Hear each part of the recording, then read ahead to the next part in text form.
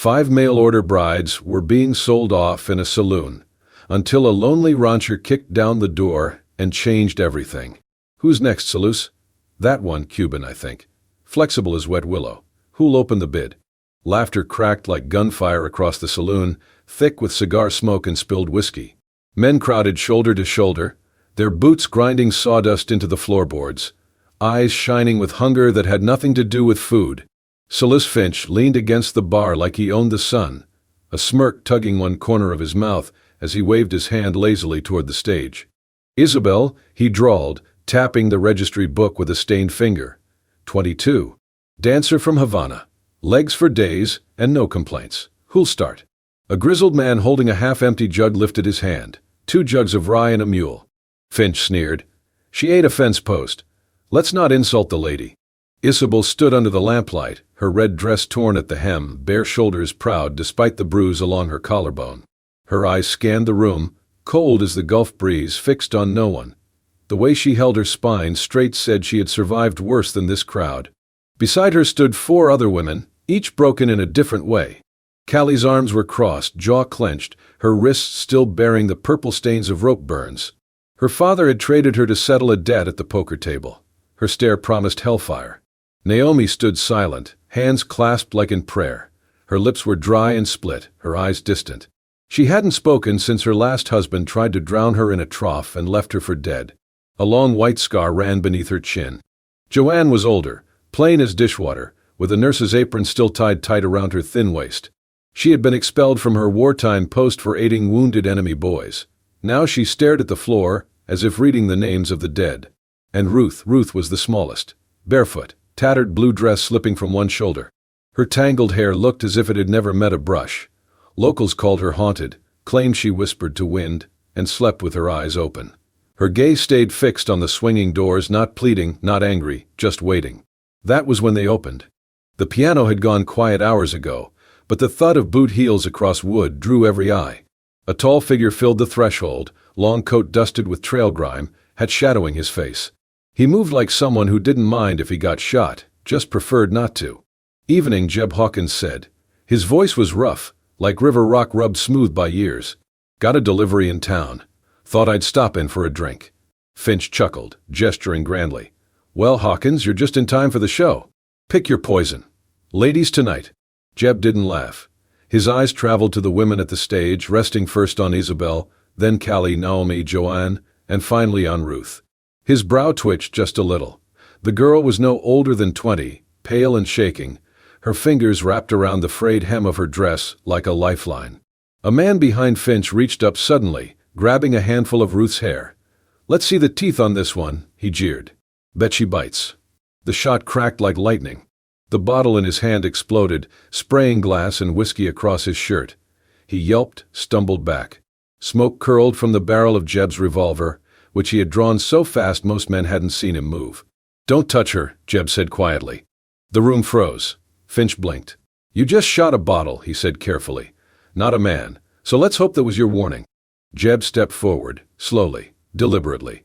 The floor creaked under his weight. I'm not here to bid, he said. Not here to bargain. Then why are you here? Someone spat. Jeb stopped just short of the stage. His eyes locked on Finch's. I'll take them all, he said. Every last one. The crowd murmured, a mixture of disbelief and derision. All 5? Finch raised a brow. You drunk or just foolish? Jeb reached into his coat. Slowly, no sudden moves, he withdrew a pouch and dropped it onto the bar. It hit with a dull, solid thunk. When Finch opened it, his smile faltered. Inside was silver, real silver, not coins shaved thin but full rounds, gleaming under the light. They're not cattle, Jeb said. They walk out with me. Now. No one moved.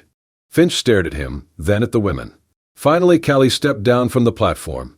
Then Isabel, chin high. Naomi followed, trembling but steady. Joanne nodded once before joining them. Ruth hesitated. Jeb extended his hand. She took it. Her fingers were cold. And then they walked, past the stunned crowd, out into the cold breath of night. Stop them. Finch's voice bellowed behind them, thick with rage and ale. Get them back.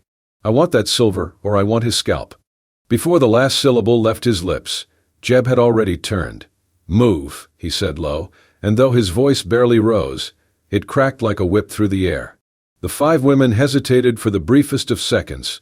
Then Callie grabbed Naomi's elbow. Joanne shoved open the side door near the bar, and they plunged into the night. Jeb covered their retreat, revolver still warm in his hand, boots pounding the wooden floor. Behind them came the scramble, Finch's hired men, 2 of them with rifles, another with a skinning knife, all grinning like the hunt had just begun. They burst into a narrow alley behind the saloon, moonlight slicing through gaps in the old buildings. Mud clung to their boots. A broken ladder leaned against the back of a butcher shop. Barrels lined the walls, reeking of fish and grease. "This way," Jeb hissed, leading them toward the abandoned warehouse at the edge of town.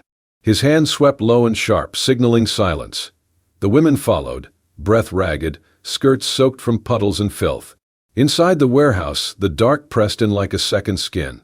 Jeb lifted a rusted latch, kicked open a back exit, and led them through stacked crates and old plows. Then came the shout there, in the alley. Gunfire cracked. A bullet snapped into the doorframe just as Isabel ducked past. Ruth screamed but kept moving, gripping Naomi's arm so hard her knuckles turned white. Beyond the warehouse, a small gully cut through the dirt. Rainwater had carved a deep trench, slick and steep. Without hesitation, Jeb jumped first, sliding down and landing hard. "Down," he barked. Callie jumped. Then Isabel. Then Joanne, cursing under her breath. Naomi froze for half a second, glancing back. Ruth was still at the edge, trembling, too paralyzed to move.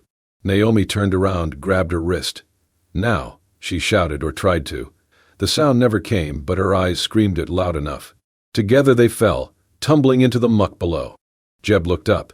His horse, tied near the barn earlier, had wandered close, startled by the gunfire.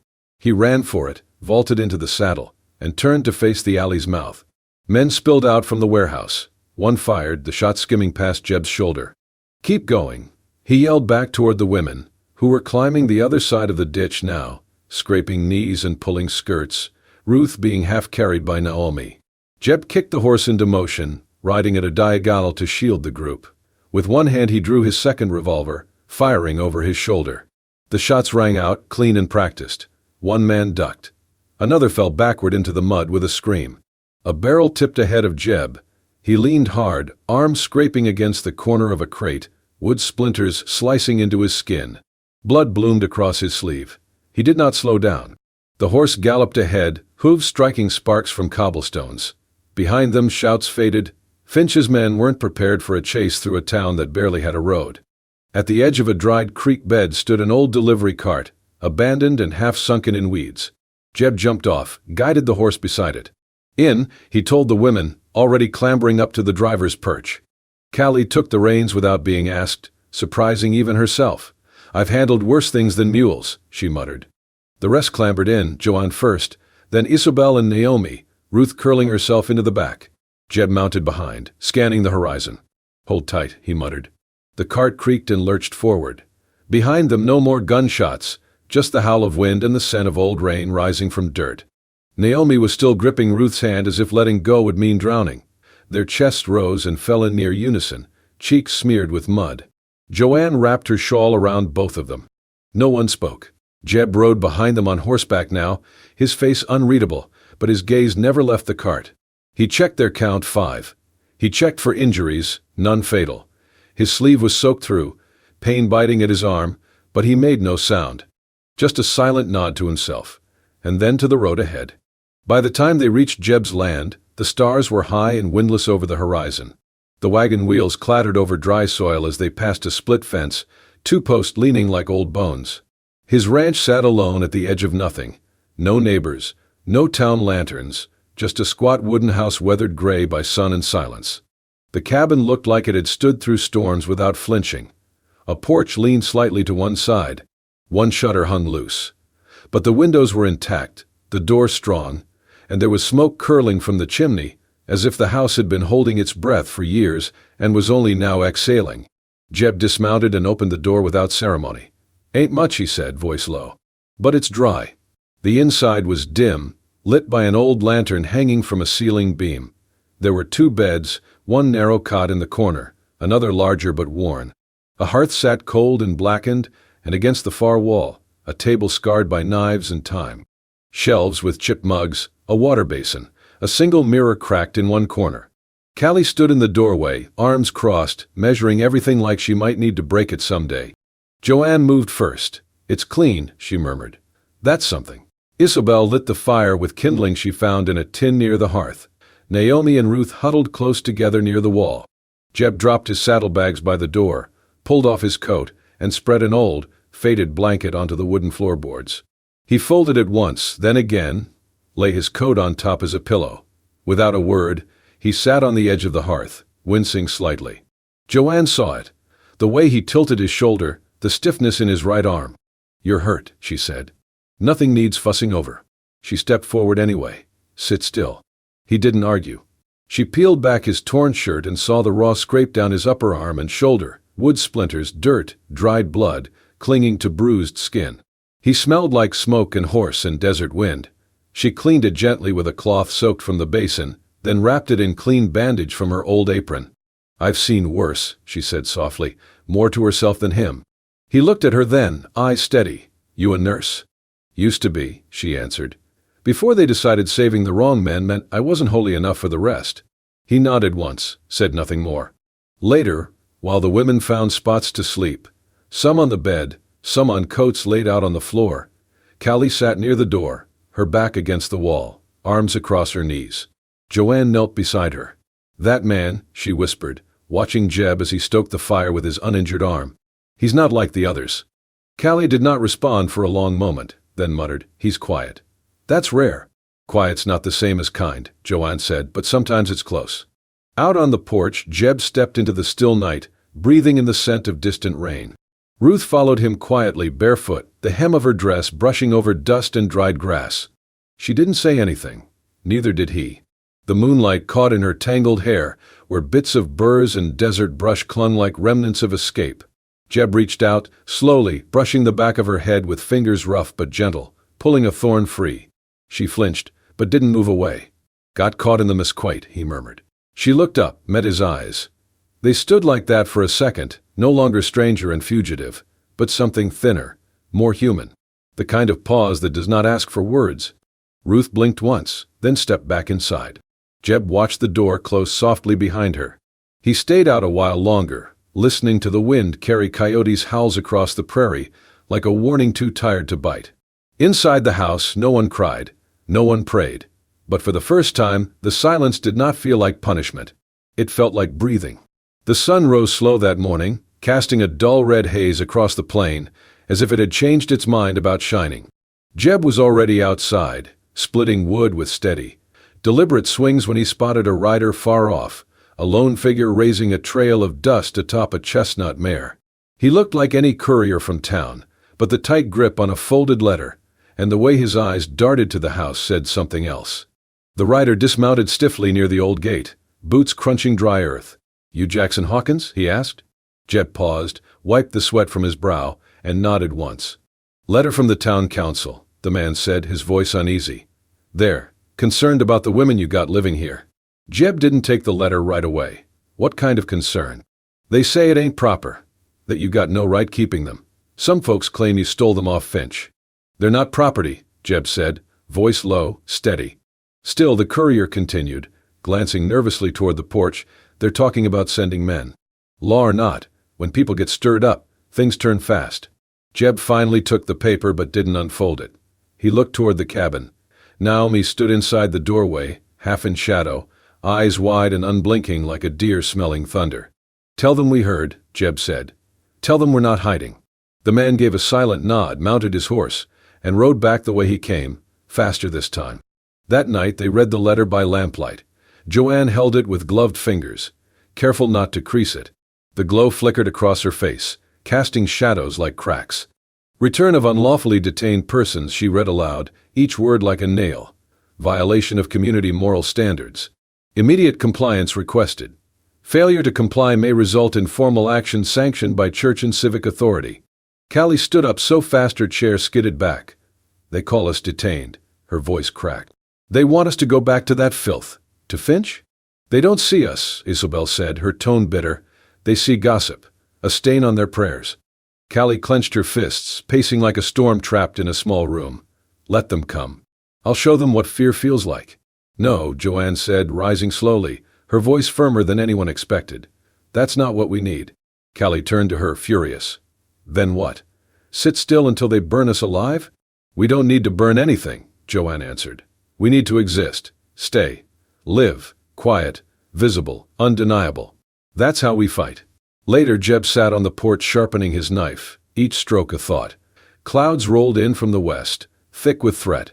He watched the tree line, senses open, waiting. Inside, Naomi checked every window latch. Ruth sat by the hearth, unraveling a thread with calm, precise hands. Isabel gripped a broom handle like a weapon. Joanne folded fresh bandages into a tin. Then came the scent, oil, sharp, wrong. Glass shattered in the back room. A shout from Callie. "Fire." They ran outside. Flames licked up the side of the old storage shed, fast and hungry. Behind the blaze moved shadows, men with torches, faces half hidden in smoke. Jeb did not hesitate.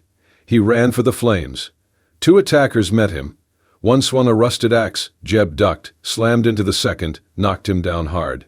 The axe came again. Jeb caught the handle mid-swing, twisted, punched, and drove his head into the man's nose. Blood flew. The second attacker clawed at Jeb's neck. Jeb turned, elbowed him sharply, and shoved him backward into darkness. A splash followed. The well. Then a scream. Ruth was being dragged across the yard, one man yanking her arm. She kicked, twisted, cried out. Isabel didn't think. She grabbed a broken post, charged and swung. The blow landed with a sickening crack. The man shouted, reeled back. Ruth fell to her knees. Naomi rushed to her, pulling her away. Smoke thickened. The attackers scattered. Jeb smothered the fire with a soaked blanket, stamping it out one spark at a time. When it was done, the shed was scorched but standing. They gathered on the porch, silent, breath ragged. Joanne wrapped Ruth in a coat. Callie's knuckles bled. Naomi gently wiped soot from Isabel's face. Jeb leaned on the railing, sweat and ash clinging to him. No one spoke. Inside, they left the door cracked open, just an inch. Not because they weren't afraid, but because fear no longer got to close the door. The bell tolled over town like a funeral march, slow, deliberate, drawing in the righteous and the curious alike. Word had spread quick. Finch was calling for justice, armed with papers and fire in his voice. He claimed Jeb Hawkins had unlawfully taken 5 women from his establishment and turned them into something indecent. The town called it a prayer meeting, but everyone knew it was more, an unofficial trial dressed up in scripture. By the time the first hymn should have started, the church was full. The pews groaned under the weight of folks who hadn't stepped foot in holy ground since Christmas. Pastor Lindley stood stiff behind the pulpit, looking more hostage than host, his hands gripping a stack of papers Finch had forced into them. Finch sat smug in the front pew, legs crossed, hair slicked, his best coat freshly pressed. He held a leather ledger against his chest like it was scripture. 2 of his bruised men, who'd failed to take the women back by force, flanked him, nursing silent grudges. Earlier that morning, he'd stood in the town square shouting, 1 man, 5 women. That's no homestead. That's a harem with better lighting. He stole them from my care and cloaked it in piety. Jeb Hawkins is no savior. He's a thief hiding behind kindness. The church doors creaked open one last time. Jeb walked in, dust on his boots, hat in hand, face unreadable. He didn't look at Finch. Didn't look at the crowd. Just took a seat near the back. The 5 women didn't follow him in, but the memory of their presence, of what they'd endured, hung thick in the air. Pastor Lindley cleared his throat. We've gathered today under concern. Allegations of unlawful detainment, of moral deviation. Mr. Finch believes his rights have been violated. Finch stood slow and theatrical. He held the ledger high, signed, sealed, witnessed. Those women were under contract, legal binding. I gave them shelter, food, work. He gave them lawlessness. The crowd murmured, torn between church manners and town gossip. Jeb stood, slow and sure. Where I come from, he said, voice carrying without effort, people ain't paper. Finch scoffed. Tell that to the 5 women sleeping under your roof. Jeb walked forward, stepped past the pews, and climbed the steps to the altar. He reached into his coat, pulled out a folded sheet, and dropped it on the pulpit. The original contract. The very paper Finch was trying to weaponize. Paper doesn't save people, Jeb said, eyes steady. People do. Gasps fluttered through the room. Finch's face reddened. You don't get to decide what's legal. No, Jeb said, but I get to decide what's right. From the side door, Naomi appeared. She walked slowly, hands shaking just slightly, holding a small chalkboard. She stepped to the front and turned it around.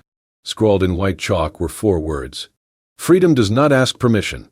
A hush spread across the congregation, thick as fog. Finch exploded. This is a circus. No, Joanne's voice came calm and strong from the back. The circus was yours. Selling fear and calling it safety. Calling it work. Calling it salvation. Finch turned, seeking allies. But heads lowered. Eyes looked away. No one stepped forward. Callie entered next, arms crossed, fading bruises still visible along her jaw. You fed us fear, she said clearly. He gave us firewood. That's the difference. Finch turned to Pastor Lindley. You're letting this stand? The pastor stared at the contract, then at Naomi's chalkboard, then at Jeb. Finally, he spoke. This church will not be used as a courtroom today, nor a cage. Finch's mouth tightened. His jaw twitched. He gripped the ledger tighter and stormed down the aisle, boots thudding against the wooden floor, echoing like judgment. He didn't look back. And though no one clapped, no one cheered, every soul in that room understood what had shifted. The women were no longer silent. And the town, for the first time, chose to listen. The days that followed the church meeting settled into a rhythm as steady as breath. No more torches, no more threats at the gate, only the low hush of wind sweeping across the plains, and the thrum of simple labor filling the spaces where fear had once lived. Jeb rarely spoke unless it mattered. He mended fences, hauled water, fed the hens before sunrise. But there were things he noticed, the way Ruth limped slightly when the weather turned, the way she always tried to walk behind the others, so no one would hear the drag of her heel across the floorboards. He said nothing of it, just watched. That evening, while the women were inside preparing supper, Jeb sat alone in the barn. Ruth's shoes rested in his lap, worn nearly through, soles flapping. One heel bent inward like it had long since given up trying to do its job. She had never complained, never asked for new ones, just kept walking. With the help of a small knife and a square of good leather from the tack box, Jeb reshaped the inner lining, added padding where her ankle rubbed raw, and reshaped the heel to balance her gait. His fingers moved slow but sure, not rushed. The kind of care that came from understanding pain you could not erase, only soften. He left them outside her door just before dawn. Ruth found them at sunrise. She bent down, fingers trembling slightly as she picked them up, then sat on the steps to slide them on. They fit not just her feet, but her, the way no gift ever had. She looked up. Jeb stood across the yard, feeding the horse, pretending not to watch. But when she turned fully toward him, shoes quiet on the porch, their eyes met.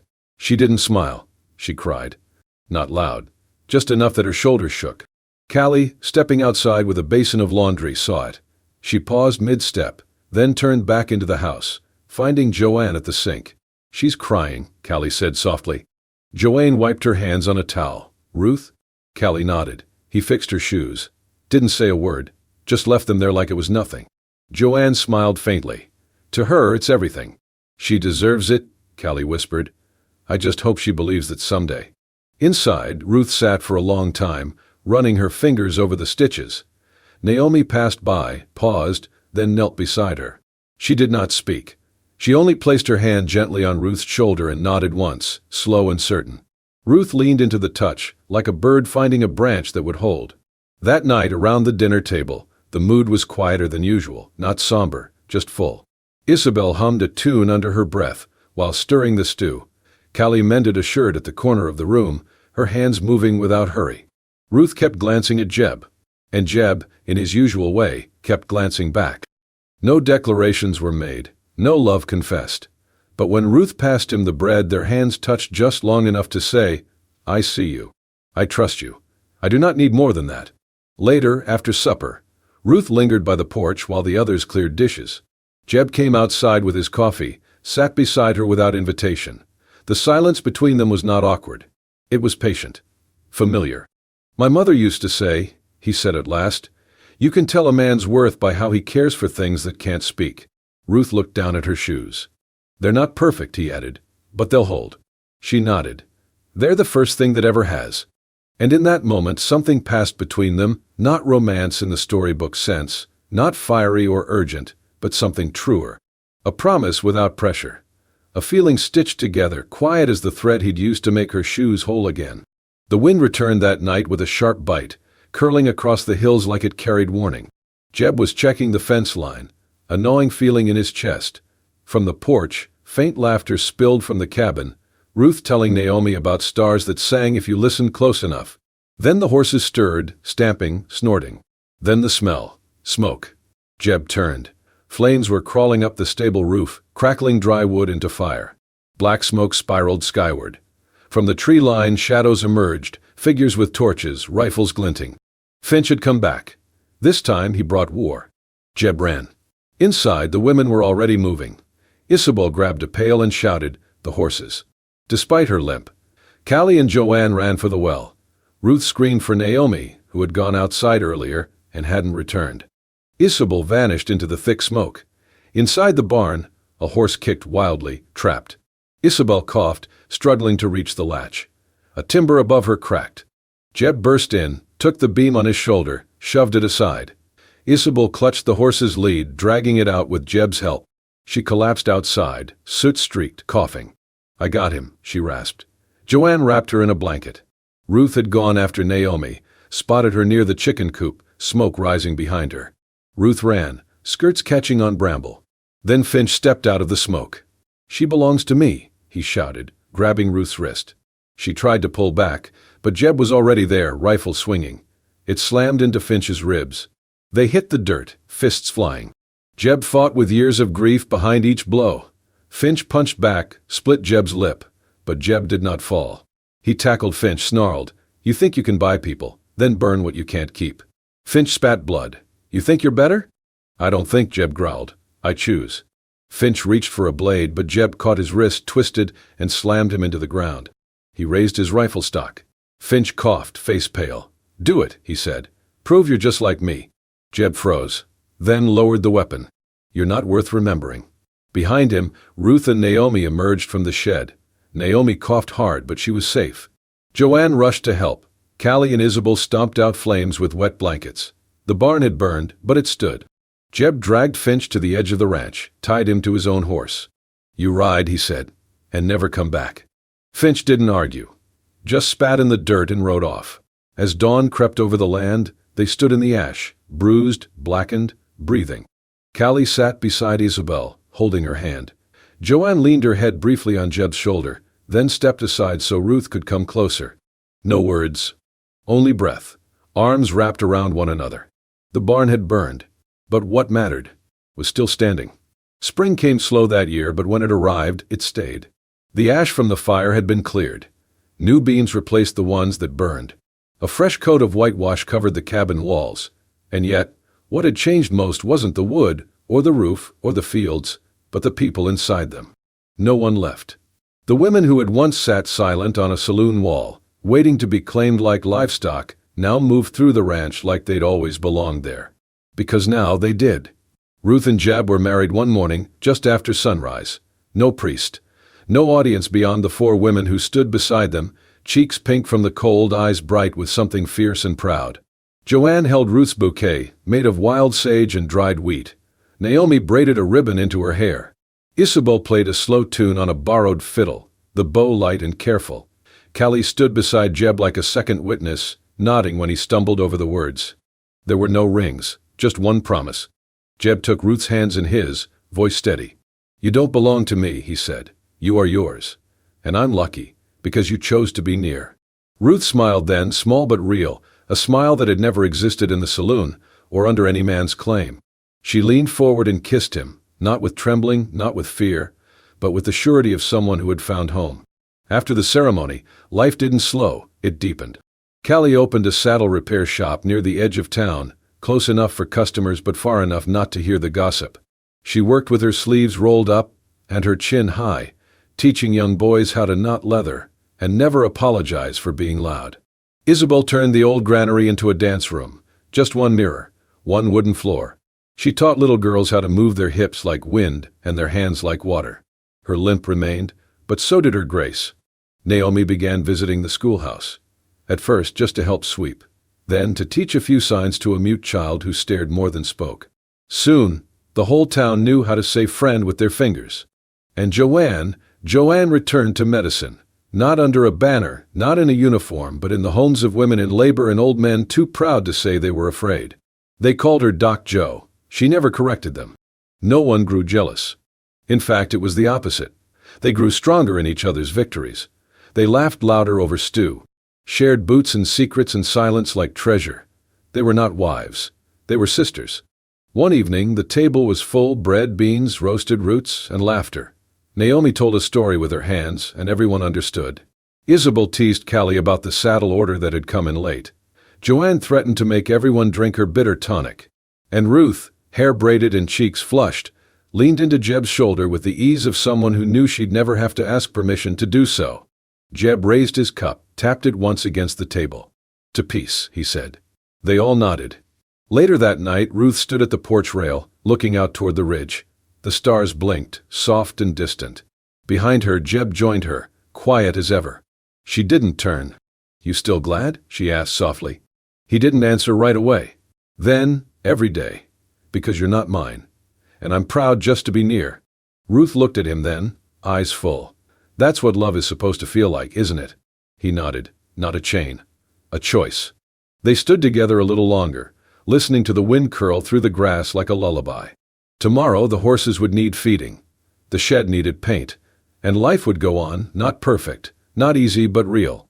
But tonight, they had each other. And that, in the soft hush of the morning light, was everything.